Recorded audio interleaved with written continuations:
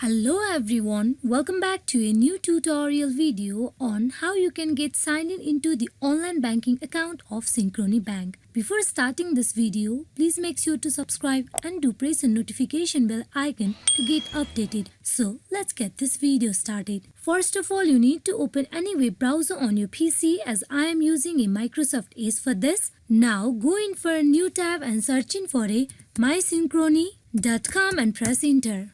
At the official webpage of Synchrony Bank, you can see the option of login on top right corner. You click on it. You will be directed to the login form page where you need to provide your username and password. So go from the username first and then provide password. After you fill both the details, that is your username and password, you simply click on login where you will get logged in into your online banking account of Synchrony Bank.